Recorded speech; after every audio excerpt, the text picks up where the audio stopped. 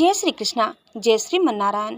दोस्तों, आज हम सुनेंगे पितृपक्ष में सुनी जाने वाली गरुड़ पुराण कथा 13वां अध्याय।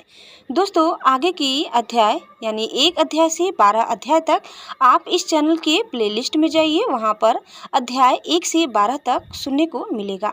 उसके बाद आप 13वां अध्याय को जरूर सुनिए। दोस्तों, गरुड़ जी ने कहा, हे प्रभु, सब पिंडन की विधि, सूतक का निर्णय और सयादान तथा पददान की सामग्री एवं उनकी महिमा के विषय में कहिए। भगवान श्री ने कहा, हे तार्क्ष, संपिंडीकरण आदि संपूर्ण क्रियाओं के विषय में बतलाता हूँ, जिसके द्वारा मृत प्राणी प्रेत नाम को छोड़कर प्रेतगण में प्रवेश करता है, उसे सुनो। जिनका पिंड रुद्र स्वरूप पितामह आदि के पिंडों में नहीं मिला दिया जाता, उनके पुत्रों के द्वारा दिए गए अनेक प्रकार के दान प्राप्त नहीं होते।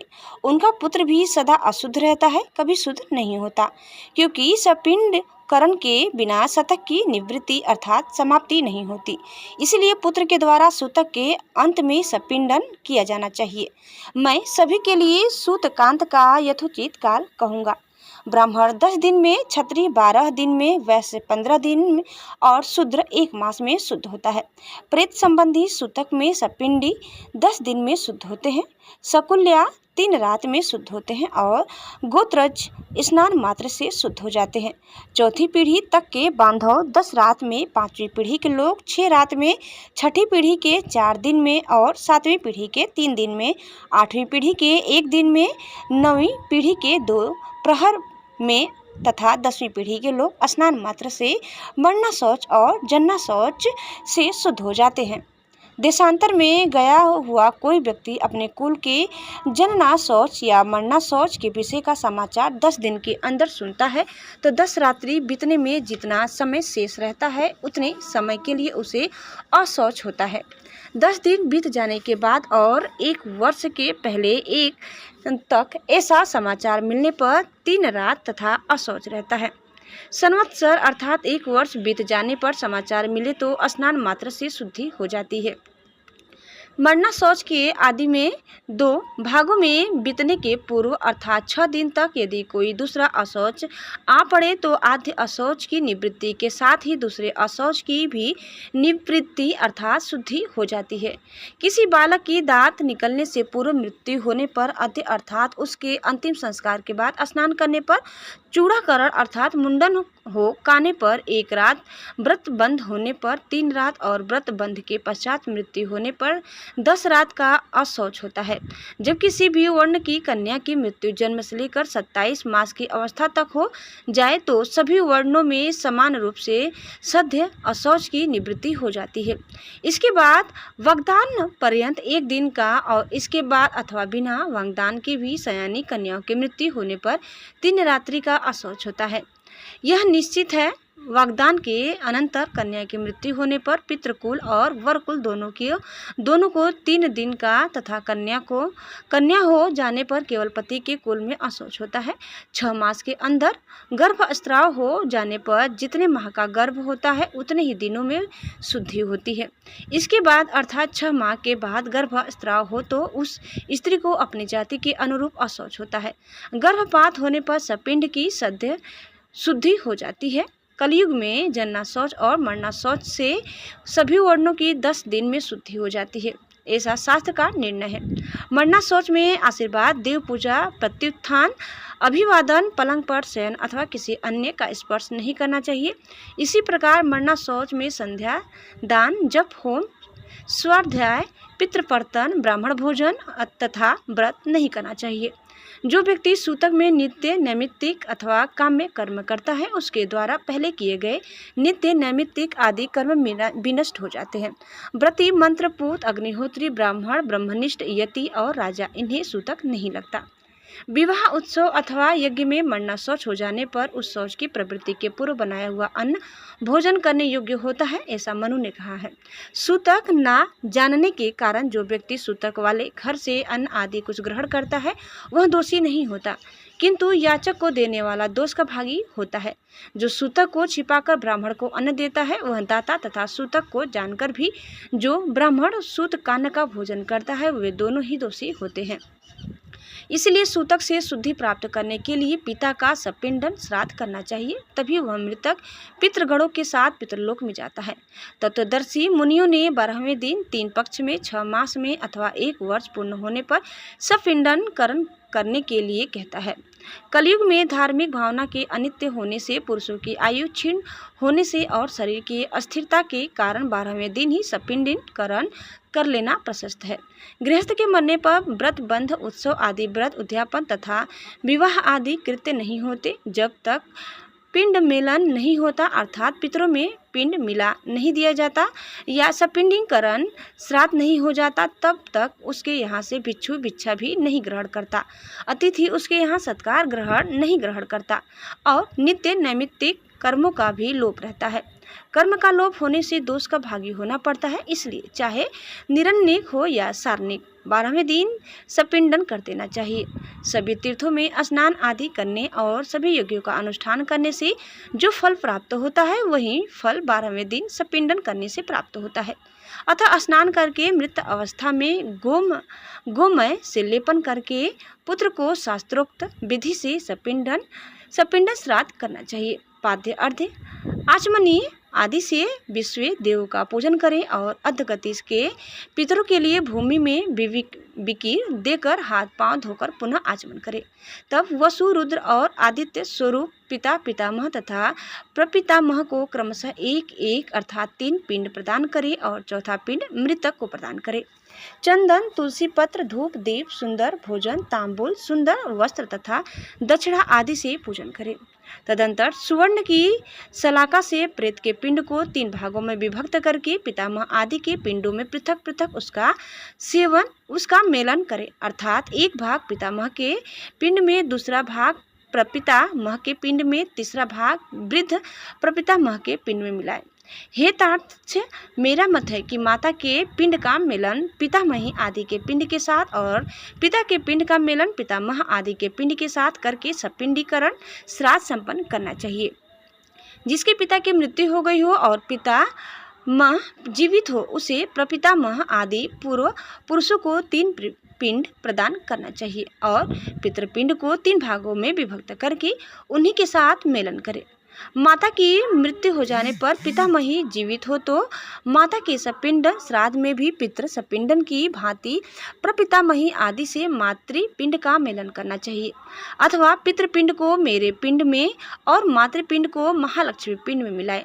पुत्रहीन स्त्री का सपिंड आदि श्राद्ध उसके पति को करना चाहिए और उसका सपिंडीकरण उसकी सास आदि के साथ होना चाहिए। एक मत अनुसार विधवा स्त्री का सपिंडीकरण पति, ससुर और वृद्ध ससुर के साथ करना चाहिए। हे तार्क्ष्य, यह मेरा मत नहीं है। विधवा स्त्री का सपिंडन पति के साथ होने योग्य है।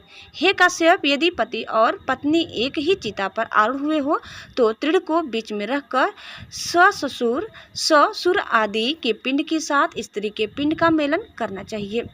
एक चिता पर माता पिता का दाह संस्कार किए जाने पर एक ही पुत्र पहले पिता के उद्देश्य से पिंडदान करके स्नान करे, तदंतर अपनी सती माता का पिंडदान करके पुनः स्नान करे।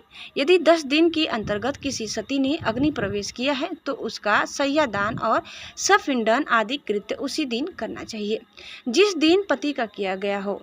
हे गरुड़, सपिंडीकरण करने के अनंतर पितरों का तर्पण करे और इस क्रिया में वेद मंत्रों से समन्वित स्वधाकार का उच्चारण करे। इसके पश्चात अतिथि को भोजन कराए और हंतकार प्रदान करे। ऐसा करने से पितर, मुनिगण, देवता तथा दानव तृप्त होते हैं। भिक्षा 1 ग्रास के बराबर होती है, पुष्कल 4 ग्रास के बराबर होता है और 4 पुष्कलों का 1 हंतकार होता है। सपिंडीकरण में ब्राह्मणों के चरणों की पूजा चंदन अच्छा से करनी चाहिए और पितरों की आय तृप्ति के लिए ब्राह्मण को दान देना चाहिए।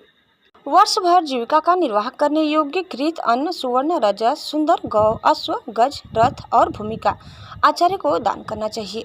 इसके बाद स्वास्ति वाचन पूर्वक मंत्रों से कुमकुम, अक्षत और नैवेद्य आदि के द्वारा ग्रहों, देवी और विनायक की पूजा करनी चाहिए। इसके बाद आचार्य मंत्रोच्चारण करते हुए यजमान का अभिषेक करें और हाथ में रक्षा सूत्र बांधकर मंत्र से पवित्र अक्षत प्रदान करें। तदंतर विविध प्रकार के सुस्वादु मिष्ठानों से ब्राह्मणों को भोजन कराए और फिर दक्षिणा सहित अन्न एवं जल युक्त 12 घट प्रदान करें। तदंतर ब्राह्मण आदि को वर्ण क्रम से अपनी शुद्धि हेतु क्रमशः जल, शस्त्र, कोड़े, फर, डंडे का स्पर्श करना चाहिए। अर्थात ब्राह्मण जल का क्षत्रिय शस्त्र का, वैश्य कोड़े का तथा शूद्र डंडे का स्पर्श करे। ऐसा करने से वे शुद्ध हो जाते हैं। इस प्रकार सपिंडन श्राद्ध करके क्रिया करते समय पहने गए वस्त्रों का त्याग करते। इसके बाद श्वेत वर्ण के वस्त्र को धारण करके शय्या दान करे। इंद्र सहित सभी देवता शय्यादान की प्रशंसा करते हैं। अतः मृतक के उद्देश्य से उसकी मृत्यु के बाद अथवा जीवन काल में भी शय्या प्रदान करनी चाहिए। शय्या सुदृढ़ काष्ठ की सुंदर एवं विचित्र चित्रों से चित्रित दृढ़ रेशमी सूत्रों से बनी हुई तथा स्वर्ण पत्रों से अलंकृत हो। श्वेत रुई के गद्दे, सुंदर तकिए तथा चादर से युक्त हो तथा पुष्प गंध आदि द्रव्यों से सुवासित हो। वह सुंदर बंधनों से भली भांति बंधी हुई हो और पर्याप्त विशाल हो तथा सुख प्रदान करने वाली हो। ऐसी शय्या को बनाकर आस्तरण युक्त यानी कुश या दरी चादर युक्त भूमि पर रखे। उस शय्या के चारों ओर छाता, चांदी का दीपालय, चंवर, आसन और पात्र, झारी या कलेश, गड़वा, दर्पण, 5 रंगों वाला चंदवा तथा शयन उपयोगी और सभी सामग्रियों को यथा स्थान स्थापित करे। उस शय्या के ऊपर सभी प्रकार के आभूषण, आयु तथा वस्त्र से युक्त स्वर्ण की श्री लक्ष्मी नारायण की मूर्ति स्थापित करे। सौभाग्यवती स्त्री के लिए दी जाने वाली शय्या के साथ पूर्वोक्त वस्तुओं के अतिरिक्त कज्जल, महावर, कुमकुम, स्त्रियोचित वस्त्र, आभूषण तथा सौभाग्य द्रव्य आदि सब कुछ प्रदान करे। तदंतर सपत्नीक ब्राह्मण को गंध पुष्प आदि से अलंकृत करके ब्राह्मणी को गर्भाभरण, अंगूठी और सोने के कंठ सूत्र से विभूषित करे। उसके बाद ब्राह्मण को साफा, दुपट्टा और कुर्ता पहनाकर श्री लक्ष्मी नारायण मूर्ति के आगे सुख शय्या पर बिठाएं। कुमकुम और पुष्पमाला आदि से श्री लक्ष्मी नारायण की भली भांति पूजा करे। तदंतर लोकपाल, नवग्रह देवी और विनायक की पूजा करे। उत्तराभिमुख होकर अंजलि में पुष्प लेकर ब्राह्मण के सामने स्थित होकर इस मंत्र का उच्चारण करे। हे कृष्ण, जैसे क्षीर सागर में आपकी शय्या है वैसे ही जन्म जन्मांतर में भी मेरी शय्या सुनी न हो। इस प्रकार प्रार्थना करके विप्र और श्री लक्ष्मी नारायण को पुष्पांजलि चढ़ाकर संकल्प पूर्वक उपस्कर के साथ व्रत उपदेश ब्रह्मवादी गुरु को शय्या का दान दे और कहे, हे ब्राह्मण, इस शय्या को ग्रहण करो। दोस्तों, कामोदाता काम प्रतिग्रहिता कामे दत्ते, यह मंत्र कहते हुए ग्रहण करें। इसके बाद शय्या पर स्थित ब्राह्मण को लक्ष्मी और नारायण की प्रतिमा को हिलाए। तदंतर प्रदक्षिणा और प्रणाम करके उन्हें विसर्जित करें। यदि पर्याप्त धन संपत्ति हो तो शय्या में सुखपूर्वक शयन करने के लिए सभी प्रकार के उपकरणों से युक्त अत्यंत सुंदर गृहदान भी करें। जो जीवित अवस्था में अपने हाथ से शय्या दान करता है वह जीते हुए ही पर्व काल में वृषोत्सर्ग भी करे। एक शय्या एक ही ब्राह्मण को देनी चाहिए। बहुत ब्राह्मणों को एक शय्या कदापि नहीं देनी चाहिए। यदि वह शय्या विभक्त अथवा विक्रय करने के लिए दी जाती है तो वह दाता के अधपतन का कारण बनती है। सपात्र को शय्या दान करने से वांछित फल की प्राप्ति होती है और पिता तथा दान देने वाला पुत्र दोनों इस लोक और परलोक में मुदित होते हैं। शय्या दान के प्रताप से दाता दिव्य इंद्रलोक में अथवा सूर्यपुत्र यम के लोक कोल में पहुंचता है। इसमें संशय नहीं है। श्रेष्ठ विमान पर आरूढ़ होकर अप्सरागणों से सेवित दाता प्रलय पर्यंत आतंक रहित होकर स्वर्ग में स्थित रहता है।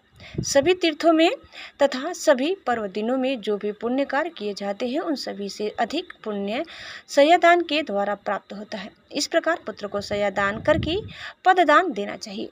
पददान के विषय में मैं तुम्हें यथावत बतलाता हूँ, सुनो। छाता, जूते, वस्त्र, अंगूठी, कमंडलू, आसन तथा पंच पात्र, ये 7 वस्तुएं पद कही गई है।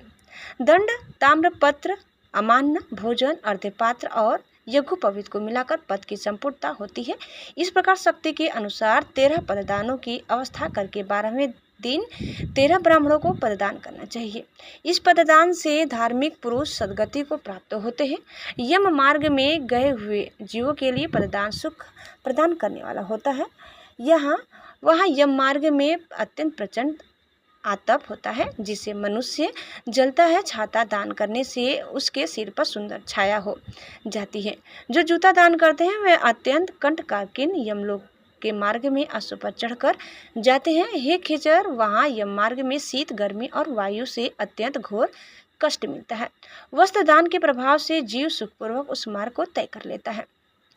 यम के मार्ग में महाभयंकर और विकराल तथा काले और पीले वर्ण के यमदूत मुद्रिका प्रदान करने से जीव को पीड़ा नहीं देते। कमंडलों का दान करने से अत्यंत धूप से परिपूर्ण, वायु रहित और जल विहीन यम मार्ग में जाने वाला वह प्यासा जीव प्यास लगने पर जल पीता है। मृत व्यक्ति के उद्देश्य से जो ताम्र का जल पात्र देता है उसे 1000 प्रपादान का फल अवश्य ही प्राप्त होता है। ब्राह्मण को सम्यक रूप से आसन और भोजन देने पर यम मार्ग में चलता हुआ जीव धीरे धीरे सुखपूर्वक पाथेय का उपभोग करता है। इस प्रकार सपिंडन के दिन विधान पूर्वक दान दे करके बहुत से ब्राह्मणों को तथा चंडाल आदि को भी भोजन देना चाहिए। इसके बाद वर्ष के पूर्व ही 12वें दिन सपिंडन करने पर भी प्रत्येक मास जल कुंभ और पिंडदान करना चाहिए। हे खग, प्रेत कार्य को छोड़कर अन्य किसी कर्म का पुनः अनुष्ठान नहीं किया जाता, किंतु प्रेत की अक्षय तृप्ति के लिए पुनः पुनः पिंडदान आदि करना चाहिए। अतः मैं विशेष अतिथि पर मृत्यु होने वाले जीव के मासिक, वार्षिक और पाक्षिक श्राद्ध के विषय में कुछ विशेष बात कहूँगा। पूर्णमासी तिथि पर जो मरता है उसका उन मासिक श्राद्ध चतुर्थी तिथि को होता है, और जिसकी मृत्यु चतुर्थी तिथि को हुई है उसका उन मासिक श्राद्ध नवमी तिथि को होता है।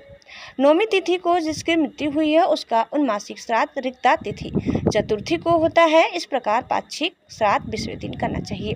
यदि एक ही मास में 2 संक्रांतियां हो तो 2 महीनों का श्राद्ध मल मास में ही करना चाहिए। यदि एक ही मास में 2 मास हो तो उस मास के ही वे दोनों पक्ष और वे ही 30 तिथियों उन दोनों महीनों की जाएगी। मल मास में पड़ने वाले उन दोनों मासों के मासिक श्राद्ध के विषय में विद्वानों को यह व्यवस्था सोचनी चाहिए कि श्राद्ध तिथि के दिन पूर्वार्ध में प्रथम मास का श्राद्ध करें और द्वितीयार्ध में दोपहर के बाद दूसरे मास का श्राद्ध करें। हे खग, संक्रांति रहित मास में भी सपिंडीकरण तथा मासिक और प्रथम वार्षिक श्राद्ध करना चाहिए। यदि वर्ष पूर्ण होने की मध्य में अधिमास आता हो तो 13 महीने पूर्ण होने की अनंतर प्रेत का वार्षिक श्राद्ध करना चाहिए। संक्रांति रहित मास में पिंड रहित श्राद्ध और संक्रांति युक्त मास में पिंड युक्त श्राद्ध करना चाहिए। इस प्रकार प्रथम वार्षिक श्राद्ध को तथा उसके बाद आने वाले श्राद्ध शुद्ध माह यानी 13वें मास दोनों ही मासों में करना चाहिए। इस प्रकार वर्ष पूर्ण होने पर वार्षिक श्राद्ध करना चाहिए और वार्षिक श्राद्ध की तिथि को विशेष रूप से ब्राह्मणों को भोजन कराना चाहिए। 1 वर्ष पूर्ण हो जाने पर श्राद्ध में हमेशा 3 पिंड दान करना चाहिए। एकोद्दिष्ट श्राद्ध नहीं करनी चाहिए, ऐसा करने वाला पितृघातक होता है। तीर्थ श्राद्ध, गया श्राद्ध तथा गज छाया युग में युग आदि तिथियों तथा ग्रहण में किया जाने वाला पितृश्राद्ध वर्ष के अंदर नहीं करना चाहिए। हे खगेश्वर, पितृभक्ति से प्रेरित होकर के पुत्र को 1 वर्ष के अनंतर ही गया श्राद्ध करना चाहिए। गया श्राद्ध करने से पितर भवसागर से मुक्त हो जाते हैं और भगवान गदाधार की कृपा से वे परम गति को प्राप्त होते हैं। गया के विष्णु पर तीर्थ में तुलसी की मंजरी से भगवान विष्णु की पादुका का पूजन करना चाहिए और उसके आल वाल आदि तीर्थों में यथाक्रम पिंडदान करना चाहिए। जो व्यक्ति गया सिर में समी के पत्ते के समान प्रमाण वाले पिंड को देता है वह 7 गोत्रों के अपने 101 पुरुषों का उद्धार करता है। कुल को आनंदित करने वाला जो पुत्र गया में जाकर श्राद्ध करता है, पितरों को तुष्टि देने के कारण उसका जन्म सफल हो जाता है। हे खगेश्वर, यह सुना जाता है कि देव पितरों ने मनु के पुत्र इक्ष्वाकु को कलापवन में यह गाथा सुनाई थी। क्या हमारे कुल में ऐसे कोई सन्मार्गगामी पुत्र होंगे जो गया में जाकर आदरपूर्वक हम लोगों को पिंडदान करेंगे? हे तार्क्ष, इस प्रकार जो पुत्र पितरों की आमुष्किक क्रिया करता है वह सुखी होकर कौशिक के पुत्रों की भांति मुक्त हो जाता है। हे तार्क्ष, भारद्वाज के 7 पुत्र पितृ श्राद्ध के हेतु गोवध करके भी 7 जन्म परंपराओं को भोग करके पितरों के प्रसाद से मुक्त हो गए। कौशिक के वे 7 पुत्र प्रथम जन्म में दशार्ण देश में 7 व्याधों के रूप में उत्पन्न हुए थे। इसके बाद अगले जन्म में वे कालंजर पर्वत पर मृग के रूप में उत्पन्न हुए। फिर शरद्वीप में चक्रवात के रूप में उनकी उत्पत्ति हुई। अगले जन्म में मानव सरोवर में हंस के रूप में उत्पन्न हुए। वे ही कुरुक्षेत्र में वेद परगामी ब्राह्मण के रूप में उत्पन्न हुए और पितरों के प्रति भक्तिभाव रखने के कारण वे ब्राह्मण पुत्र मुक्त हो गए। इसलिए पूरे प्रयत्न से मनुष्य को पितृभक्ति होना चाहिए। पितृभक्ति के कारण मनुष्य इस लोक तथा परलोक में भी सुखी होता है। हे तार्क्ष, यह सब अर्ध दैहिक क्रिया हमने तुमसे कही। यह कृत्य पुत्र की कामना को पूर्ण करने वाला, पुण्य प्रद तथा पिता को मुक्ति प्रदान करने वाला है। जो कोई निर्धन मनुष्य इस कथा को सुनता है वह भी पाप से मुक्त होकर पितरों के निमित्त दिए जाने वाले दान का फल प्राप्त करता है। जो मनुष्य मेरे द्वारा कहे गए श्राद्धों एवं दोनों दानों को विधि पूर्वक करता है वह गरुड़ पुराण की कथा को सुनता है। उसके फल को सुनो। पिता उसके सपुत्र प्रदान करता है। पितामह उसे गोधन देते हैं। उसके प्रतिपिता उसे बहुविध धन संपत्ति प्रदान करते हैं और वृद्ध प्रपितामह तृप्त होकर विपुल अन्न आदि प्रदान करते हैं। इस प्रकार श्राद्ध से तृप्त होकर सभी पितर पुत्र को वांछित फल देते हैं और धर्म मार्ग से धर्मराज के प्रसाद में जाकर वे धर्मराज की सभा में आदर पूर्वक विराजमान रहते हैं। सूतक जी ने कहा, इस प्रकार श्री विष्णु जी से अर्ध दैहिक श्राद्ध दान आदि विषयक महात्म्य सुनकर गरुण जी को अपार हर्ष हुआ। दोस्तों, इस प्रकार गरुड़ पुराण के अंतर्गत सारोसद्धार में सपिंडन आदि सर्व कर्म निरूपण नामक 13वां अध्याय पूर्ण हुआ। उम्मीद करते हैं कि आपको हमारी आज की यह कथा जरूर पसंद आई होगी। कैसी लगी कमेंट करके बताइए। चैनल में नए हैं तो प्लीज़ लाइक शेयर और सब्सक्राइब करना न भूलें। धन्यवाद। जय श्री कृष्ण, जय श्री मन्नारायण। एक बार प्रेम से बोलिए श्री बांके बिहारी लाल की जय।